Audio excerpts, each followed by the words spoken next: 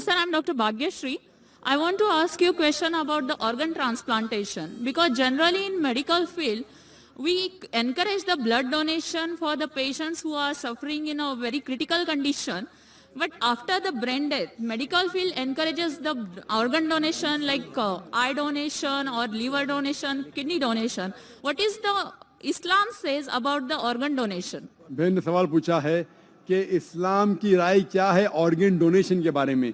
जिस तरीके से ब्लड ट्रांसफ्यूजन करते हैं, ऑर्गन डोनेशन कर सकते हैं, इंसान जिंदा है या इंसान मरने के बाद हम किडनी या आँख क्या कुछ दे सकते हैं क्या नहीं. ऑर्गन डोनेशन के मुतालिक इस्लाम में कहा गया है कि डायरेक्ट कोई वर्स कुरान में नहीं, आयत नहीं है, कोई हदीस ने जिसमें लिखा है कि ऑर्गन डोनेशन कर सकते हैं नहीं कर सकते. लेकिन जब हम तहकीक करते हैं कुरान की आयतों की और हदीस की, और बहुत से मीटिंग और कॉन्फ्रेंस हो चुके हैं, इसके अंदर 3 शर्त अगर पूरे होते हैं तो ऑर्गन डोनेशन जायज़ है. पहली शर्त, अगर जो शख्स अगर जिंदा है और कोई ऑर्गन डोनेट करता है उसको मेजर लॉस नहीं होना चाहिए. मिसाल के तौर पे अगर मैं दिल डोनेट करूंगा तो मर जाऊंगा, तो मैं जीते जी दिल को डोनेट नहीं कर सकता हूं. लेकिन आज की साइंस कहती है कि इंसान के पास 2 किडनी है, अगर वो एक किडनी किसी को डोनेट करता है फिर भी वो एक किडनी के जरिए जी सकता है. तो अगर मेरी वालदा की किडनी फेल हो चुकी है और मैं एक किडनी मेरी वालदा को देता हूं तो ये जायज़ है.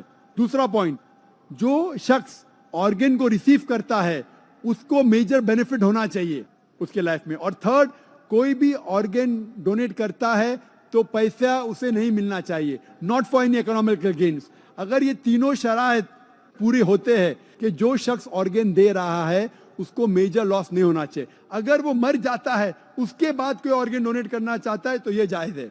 उसके बाद जो ऑर्गन रिसीव कर रहा है उसे मेजर बेनिफिट होना चाहिए उसके हेल्थ के अंदर. और थर्ड चीज, पैसे के लिए कोई भी ऑर्गन डोनेट नहीं करना चाहिए. अगर ये तीनों शराइत उतरते हैं तो ऑर्गन ट्रांसप्लांटेशन, ऑर्गन डोनेशन जायज़ है.